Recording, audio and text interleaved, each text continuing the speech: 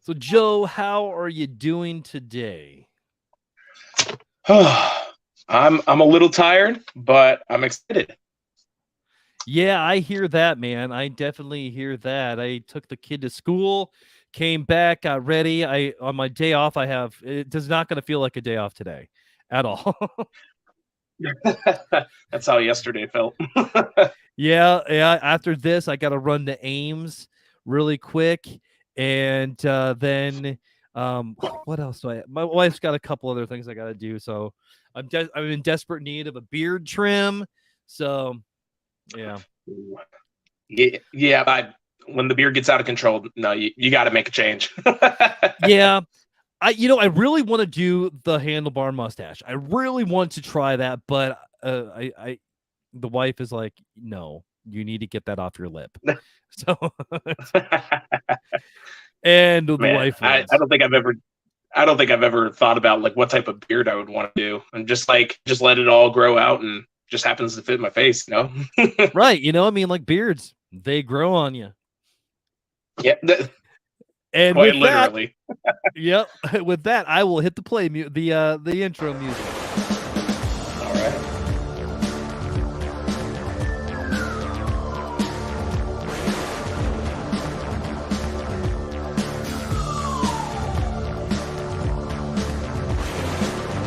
This is the Fandemic, hosted by my dad, a podcast about catching up and nerding out. With anyone whose awesomeness levels rival mine. So level up your awesomeness and welcome to the Fandemic. Welcome to the Fandemic. This is a podcast about talking to different people, finding out what's their fandemic and how we each level up our awesome. I just really like to get to know people I may or may not know. I literally wrote the book on leveling up your awesome. Really, I did. It's called Leveling Up My Awesome. Check out my other kids' book as well, Stuffed Animal Night Force versus the Dream Invaders.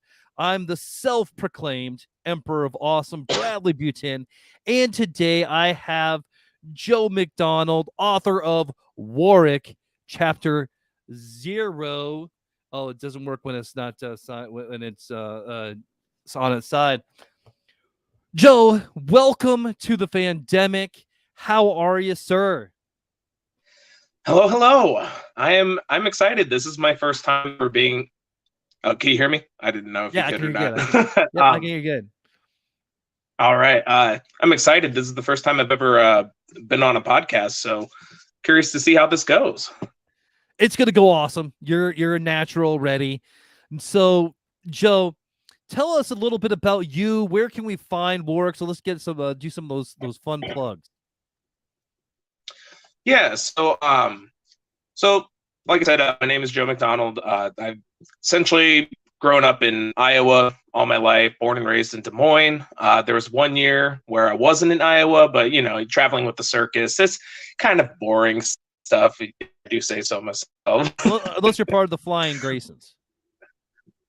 Yeah, no. This is part of Ringling Brothers before it shut down. But that was back when I was really young. But yeah, I've just been here my whole life, and I don't know what it was, but a few years ago, I was just working in like a mailroom. All of a sudden, I just wanted to. I just had this urge to create. I was like, I want to create something, and so I took out a notepad and I just started writing down whatever came to mind. It didn't matter if it was good or bad. I just started writing it down, and I kept at it because I was like, wow, I really like doing this. And eventually, over the course of like 5 or 6 years, it has evolved into me finding an artist, which then made me want to create my own comic. I wanted to see if I could do it for myself, and so that kind of it's kind of how Warrick kind of came to be, which it's kind of crazy thinking that I finally have got the first part printed, and it's a 2-part book. It's just crazy how time flies and how everything works. Yeah, it's also crazy about the creative process, because I mean, like I have a similar story to you. I had done several podcasts before this one. I did one called Nerd Church Radio with one of my best friends in the world, Ben. And then him and I spun that one off into Ben and Brad's Pop Culture Kingdom. and then nothing for a while, and life got busy, and I'm like, I want to start my own podcast, and that's when I came up with the Fandemic. So I got it all on my own. But I've always been a creative person. Like, I've written several kids books, and I didn't know how to further it, right? So that was what I did too, man. It's like I figured out, I self-illustrated my first kids book, Leveling Up My Awesome. The second one I actually paid to have done. But yeah, it's kind of crazy. Like, there's such a sense of accomplishment when you check that box, like, I freaking did this. It's just awesome. Oh yeah, and especially I've been stressing a lot recently because I plan on doing a Kickstarter, so all this stress has kind of been getting to me, and people have been saying like, hey, slow down. You don't have to kind of put all that pressure on yourself. You're gonna burn yourself out. Just take it one step at a time and say, wow, you accomplished that. Be proud of it. Learn from it, and then move on. And it's been hard to kind of adapt to that mentality because I want this to do well, but at the same time I realize that by learning from it, I'll get there quicker. Yeah, exactly. And like I know I'm not 100% happy with my second kids book, but I'm going to develop the idea more and into something a little bit older, because I wrote it when my kids were a little bit younger, and now they're a little bit older, and so I think I kind of want to bring it with the times. So I'm going to kind of rework that out a little bit. But yeah, man. Let's talk a little bit about Warrick Chapter 0. Can you give a little backstory on the book? By the way, yeah, I love that the main character is green. Green's my favorite color. Green Lantern, Green Arrow, awesome. Awesome, thank you. It's funny that they mentioned that because I went to Rod's place, Rodman Comics, that I live by, and it was so weird. Like I was like, what do you think of just looking at the cover? He was like, honestly, I don't want you to take this the wrong way, but it kind of reminds me of Zelda. And I was like, oh, that was not a source of inspiration, but thank you. He's like, well, I don't mean it as a bad thing. I'm just being honest. I'm like, it's not a bad thing. You're comparing it to one of the most successful gaming franchises ever. So I will gladly take that as a compliment. But it's really interesting. You asked about the kind of backstory on the book, right? Yeah. Okay. So it was kind of weird. I want to do this book series, this graphic novel series that's more manga inspired, like more Japanese inspired, like anime and whatnot. And I have an idea for what I want for the main story. Well, there's no guarantee that it will even be successful. So what I talked to my artist, and I talked to one of my best friends, and I was like, hey, what do you guys think we should do? And because I was like, I really believe in this, and I want to make this a thing. I want to make this a reality. And they recommended to write a one-shot story with the characters to see if people would be interested. Mm-hmm. And so that's what I did. And I'll tell you one thing. When I first wrote Warrick, it was a completely different story from what it is now.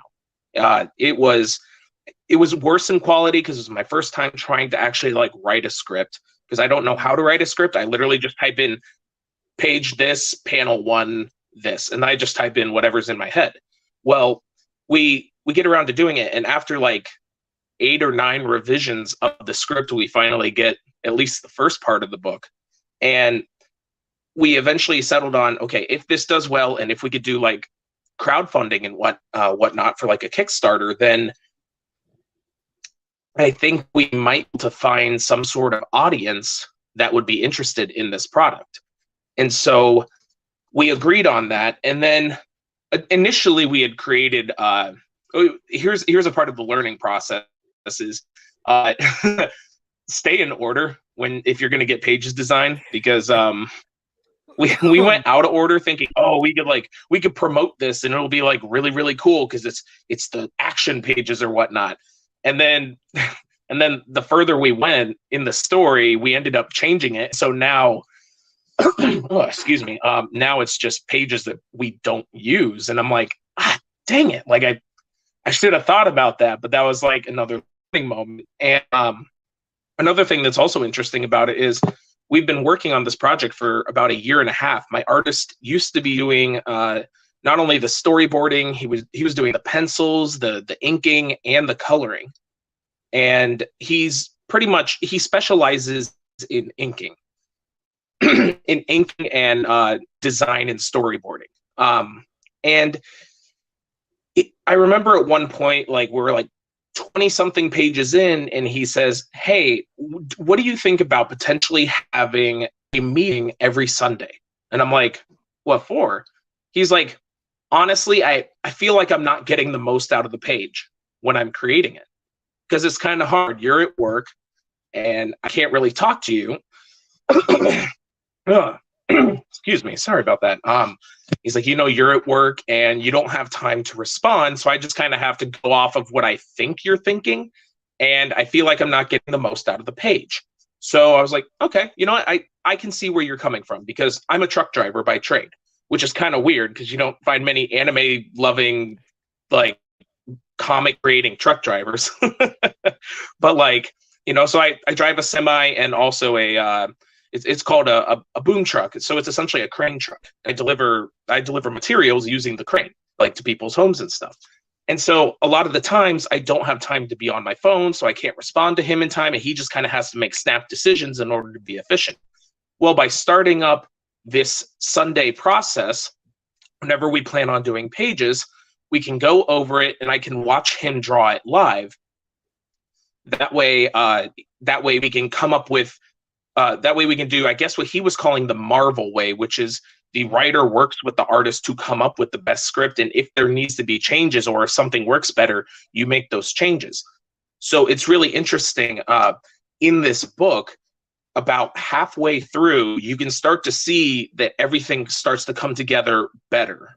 Like it's more investing. Like it's interesting because I want to market it and I want to tell people, I'm like, I promise you, this is the book that keeps improving. Like, you will notice that the art, the colors, the storytelling, the dialogue, all of it gets better the more you read. Because my artist and I are so self-improvement based. We want to be our best selves, and we both believe in each other. And so combining that kind of that shared philosophy with, let's actually make the page together, you can tell even more that there's more passion behind it. That it wasn't just some dude didn't run his ideas by his artist, and his artist just puts what he thinks is there.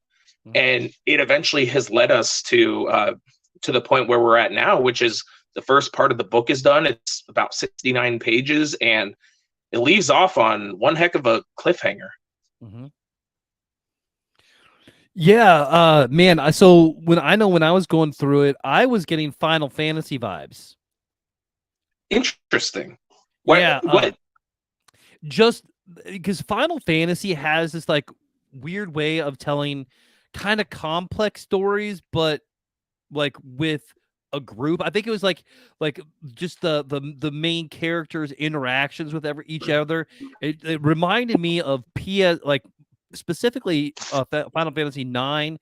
Probably 9 the most, where just all the people that you're talking to. Just I don't know. There's something about that. There's something about going through everything. It just felt like you're taking this character along and talking to these people and doing all these things. And man, and then I also get some of the like American comics in there. I definitely see the magma. Oh my gosh, I can't talk today. You're good. Yeah, but like definitely get all those impressions in the book, and definitely you should check it out. I mean, it's awesome. I love the cover is freaking fantastic.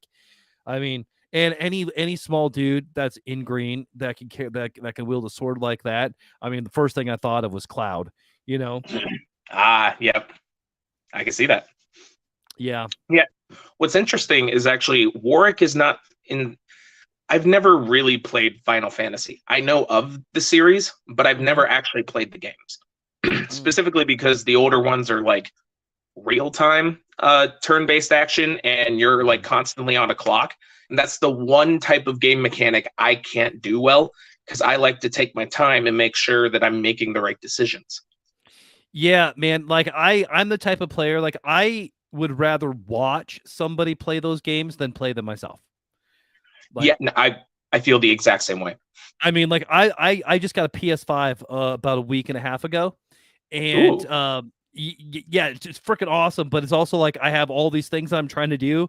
Like I'm getting ready to launch my third podcast. I'm scripting out a semi-scripted podcast.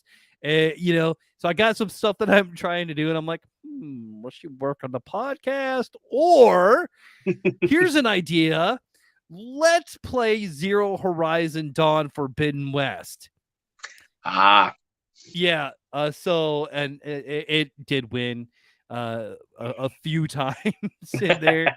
So, but yeah, man. And I don't know if you're much of a gamer, but like I play my games on story mode. I am that guy. I am proud to be that guy. I don't go to the hard. I don't want to like get frustrated and throw my controller at the TV or anything like that. I want a good story. I want it to be a little challenging, but not overly challenging. I want to, but if I want to be able to hand the controller to my 10 or 13-year-old daughters and be like, hey, pick up where I'm at, go make myself a peanut butter and jelly sandwich, and then sit in the back and be like, hey, you're doing pretty good. You know what?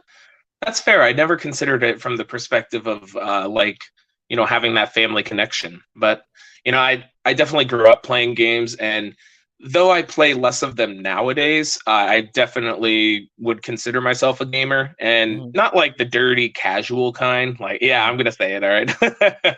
But like, you know, I take my game seriously, and I like experiencing the stories, but I'm more so like putting myself into the position of the protagonist of what would I do, or, you know, how would I react in this situation? And I think for me, when it comes to gaming, I recently figured out what I think I would give a 10 out of 10 game out of any game I've played. And that is Octopath Traveler. I don't know if you've ever played it.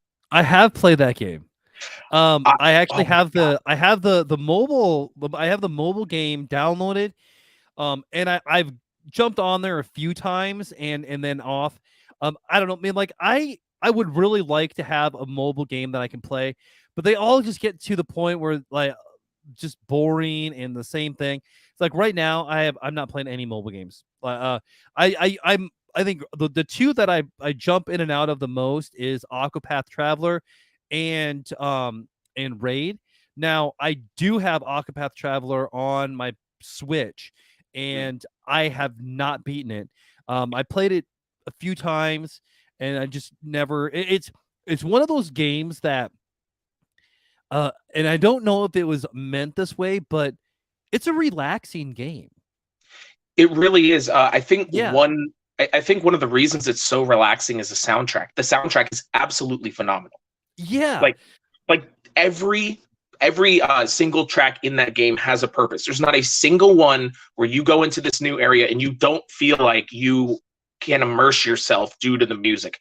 Like every single location in the game, every single path to get to these new locations, every single battle theme, you feel the weight of the world. You feel the emotion. The composer did a fantastic job of just making this music work, and it is so amazing. Isn't it either out now or coming out soon? It's actually coming out soon, and the reason I Yeah. know this is I thought it was coming out in January, and I was excited, and then I figured out, I was like, oh, it's coming in a month. Man. I was ready for that. Yeah, I'm still like on the Switch. I play a lot of Skywalker Saga. Lego games, you got to play on the Switch, man. That's Lego games, and I love Lego games. And I'm a huge Star Wars fan. That's my daughter's name is Leia. And then I'm just getting back into console stuff. So like my PS4 broke like over a year ago, and I. You know what? I didn't even miss it for a year. I didn't even miss it. Wow. Yeah, I was so busy with work and doing like, my trying to do the creative stuff. And so just trying to just doing all that. And then finally, I don't know, a couple weeks ago, I knew Star Wars Jedi Fallen or Jedi Survivor is coming out here. Well, it was supposed to come out in March, but I think it got pushed back to April. And I'm like, well, that was fun while it lasted. Back to the council. So definitely I wanted to get something before then, and then opportunity struck and I got my 5. I just downloaded Destiny 2, so I'm gonna be jamming on that. Wife, I love you. I'm sorry, you're probably not gonna like me for a couple days. Oh, I understand that. Like just getting so immersed into a game that everyone's like, "Hey, you have responsibilities," and I'm like, "No, I don't. Leave." And it's like, "No, seriously, I need you to take the trash out. It's your turn to take the trash out. Like, can you leave me alone for like another 5 minutes? You've been going at this for like 8 hours." Whoa, you got turns? You don't. You gonna take turns taking the trash out? Okay, well, here's the thing. I'm not married. I have roommates. Oh, so we take turns on who does that. Probably should have specified that because a lot of men are like, "How in the hell did you manage that?" Right? That's what I was like. Man, I was gonna be jealous there for a minute. I'm like, dude, because my 10-year-old's like, "Oh, it's too heavy." I'm like, well, Fine, all right, I'll go do it. yes. Oh man. So now I want to get back to a little bit more creative stuff. Yep. Do you have anything else like in that brain? Or I know you're working on part 2. Yes. And then is there anything? Are you going to stay in this world, or do you have ideas in some part of your brain for other things? Yeah. So it's interesting. In terms of the second book, we are about, I would say, 10 to 12 pages away from having it completely inked.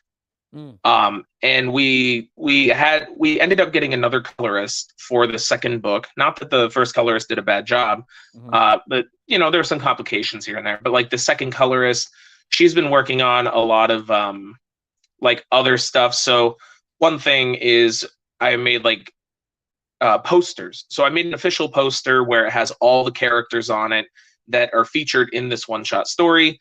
And so we're doing posters. We have individual character posters. So like the main character, Warrick, has his own poster. Kalan has her own poster where she looks like she's about to drop her album, where she's like on top of the earth and stuff.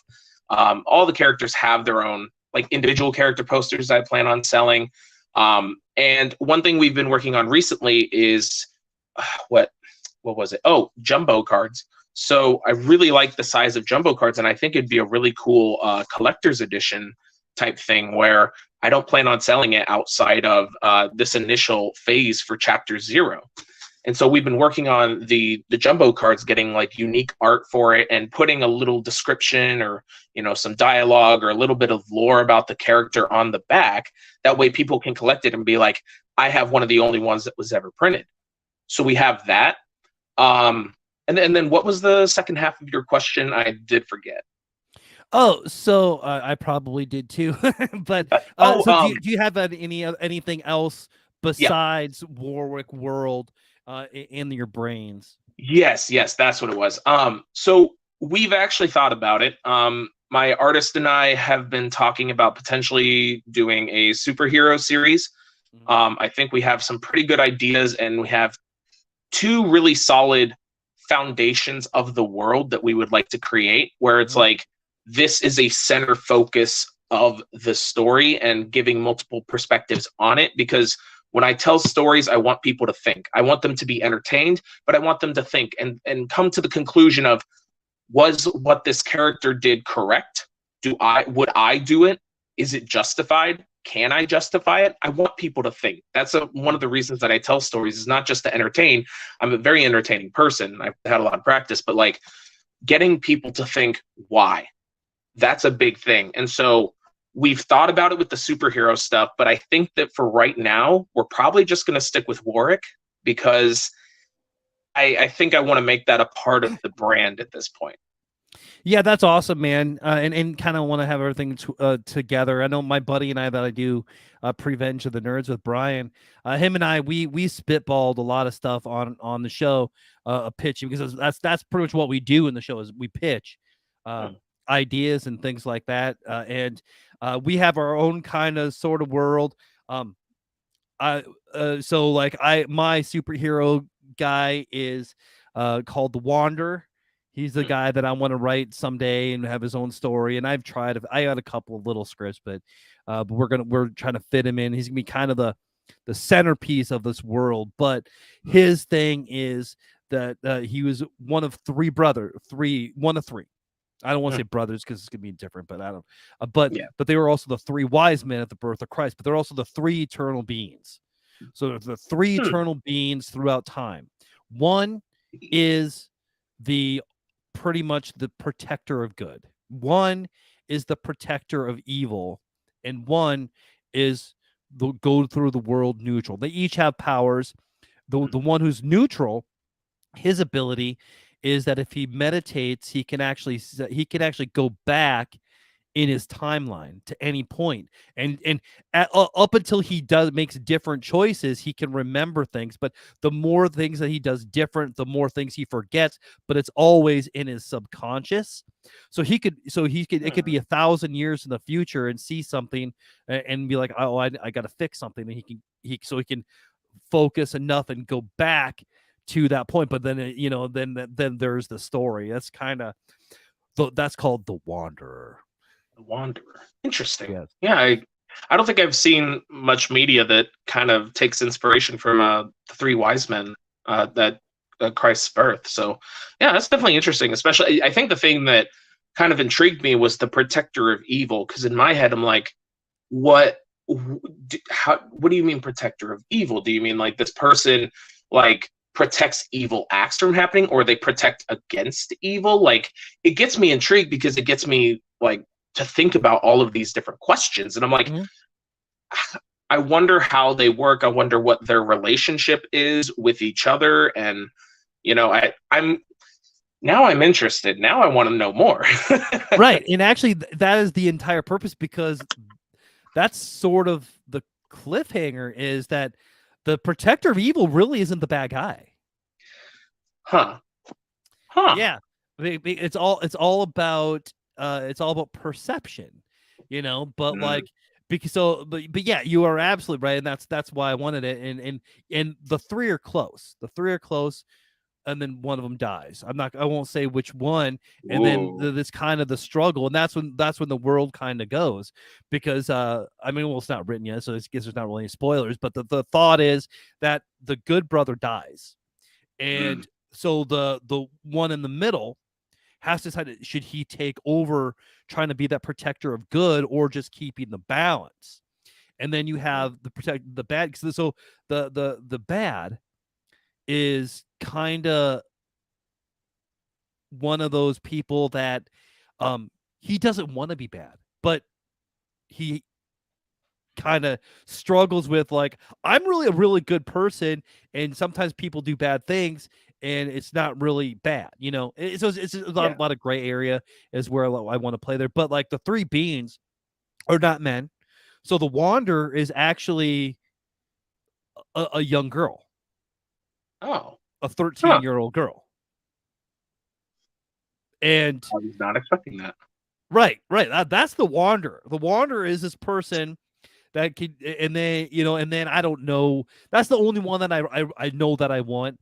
And then I'd probably have I don't know. I want all three to be as different as possible, know.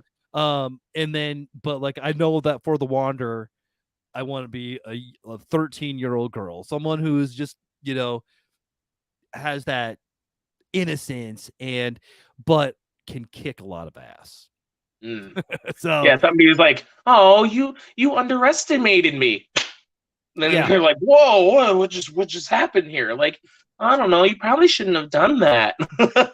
Right. That would be, at least to me, that would be very funny, is just seeing this character who you think would be small and weak just because young girl, and then you see her just kick someone's ass, and you're like, whoa, hold on, what happened here? And all of a sudden the feeling of the story changes where you're like, where you're kind of starting to think from the villain's perspective of how do I deal with this?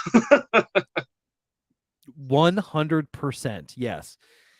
And that's kind of been in my brain for years. So that I'm always sort of kind of working on that in my brain. And then I'm developing my stuffed animal Night Force idea into something a little bit more than just a kid's book. But then I got another podcast I'm working on.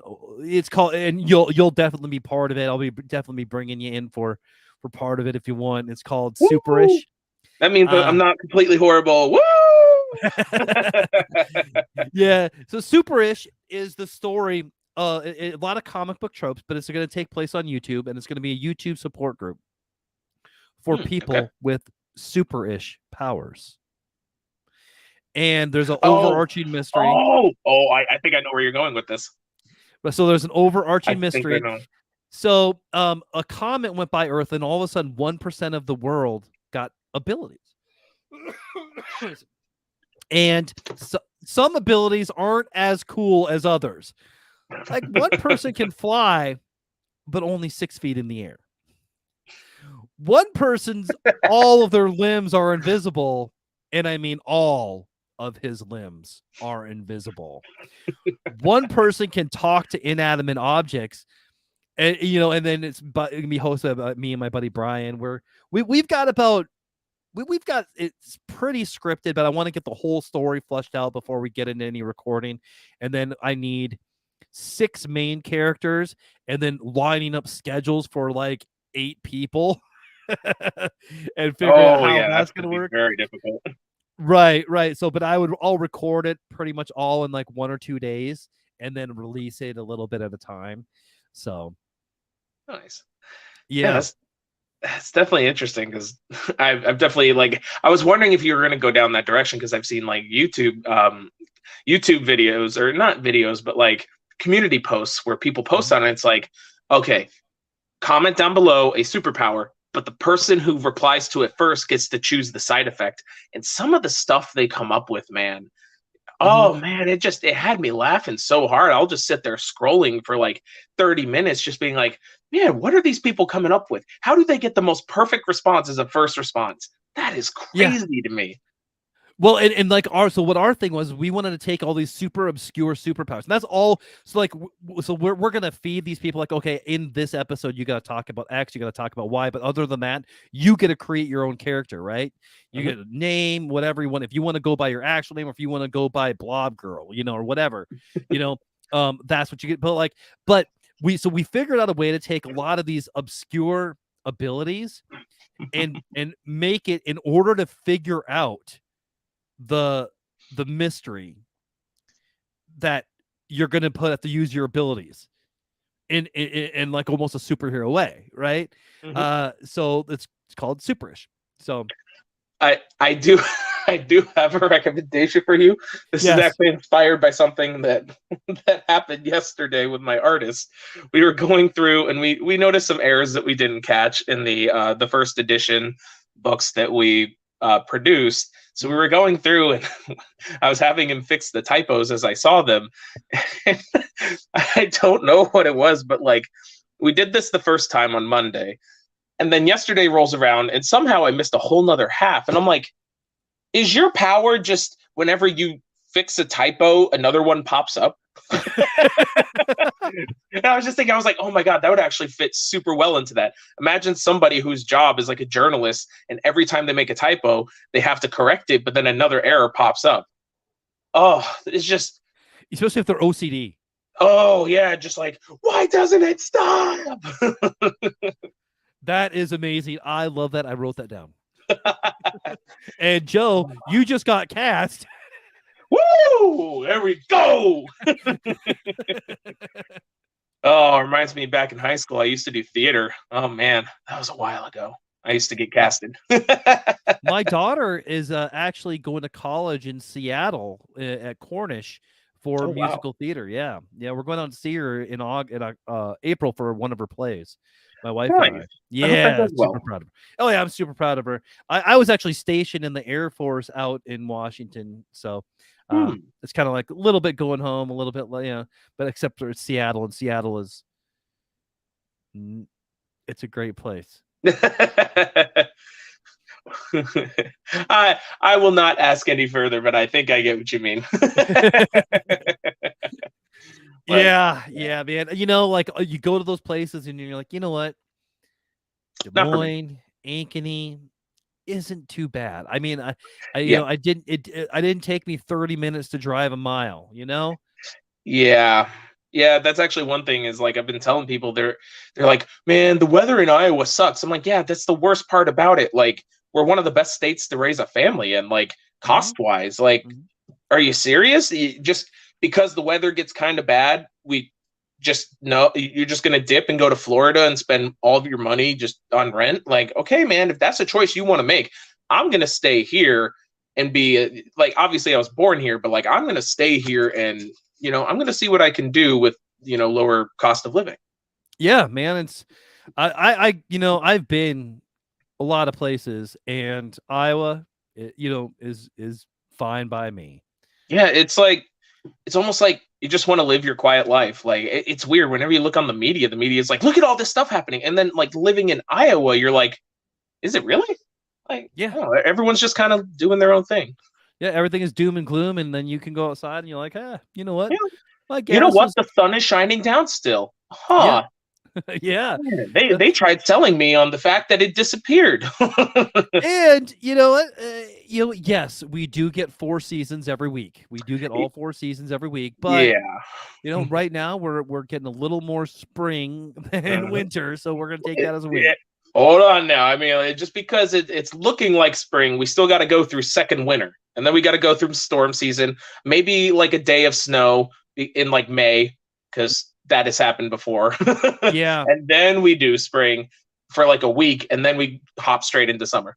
Yep. And I can't wait for that. Oh man, awesome. So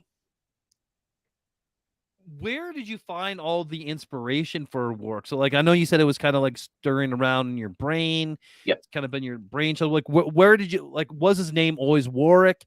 Did you have something else, or how did you come up with Warrick? I mean, I get like, it's like warrior, kind of like. Yeah. Interestingly enough, when I originally went to Rod's shop, he thought it was called Warrior, and when he was putting it up on the auction like a week ago, he wrote it down as Warrior, and I said, "Oh, you mean Warrick?" And he's like, and he looks at it again, he's like, "Oh, it's not Warrior." I'm like, "No, I mean, granted, that'd be a really cool name, but it's Holy also super shit. simple." I can see that. I see it now. Yeah, like I'd never realized it, but like the way that the symbol is, or like his name is drawn for the title, like Warrick, I could see why he thought that. Holy cow, dude! That is freaking amazing and brilliant. Yeah, it's so brilliant. We definitely planned it. Wink, wink. Oh yeah, absolutely, man. Creative genius really cool. Right here, bud. That is awesome. But in terms of like creative inspirations, so Warrick's name was always Warrick. I have a certain way in which I name characters. In how I name characters is I think, what is 1 or 2 personality traits that I want this character to hold, or I want their story to be focused on. Like there's like for Warrick, I searched names that mean leader. And that was one that popped up that really stood out to me as like a defender of people, a leader. And I was like, Warrick. And I just kind of kept saying it. And I was like, well, you know what? I'm going to stick with that name. I'm going to stick with the double R, because some people can spell it like Warwick. And I was like, you know what? I'm just going to stick with Warrick. And then like the name Kalan, it looks like Callan, but I pronounce it Kalan because I don't like bright sounds. But Kalan appears in like page 2 and 3. She's the first example of like a superpower. And her name, I originally looked for something that meant strong. And Kalan, I guess, is Gaelic, and it means something like strong in battle. Mm-hmm.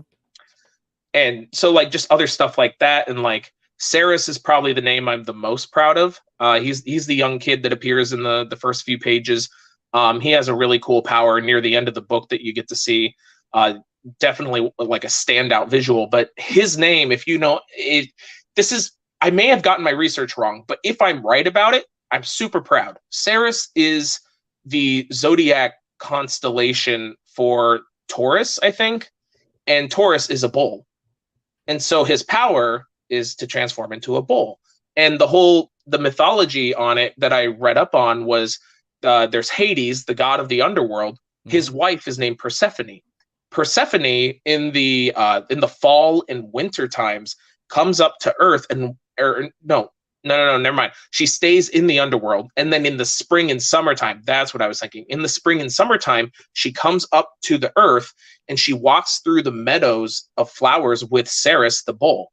And when Saris, the Taurus constellation, when it is the fall or winter times, he goes up into the stars.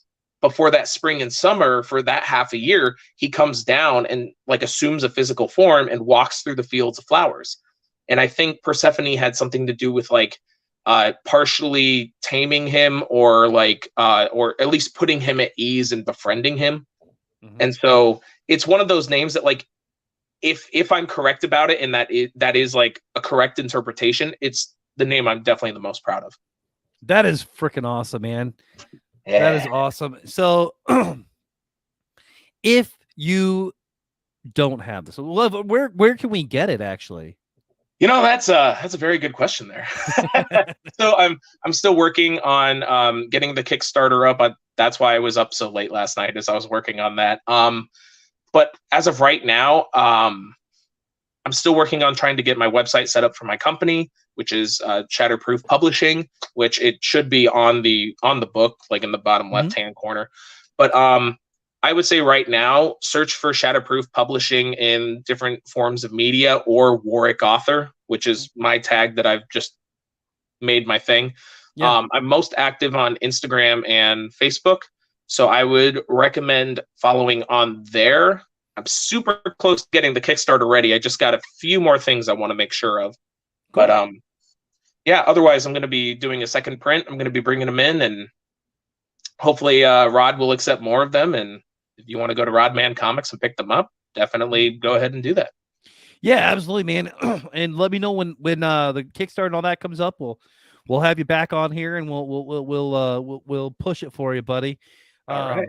All right. So if you want to tweet at me or get at me, you can tweet at me at Fandemic3. However, I'm not very active on Twitter. I pretty much stay close to Facebook. I don't even hit over to Instagram too much because I don't know. I don't know why.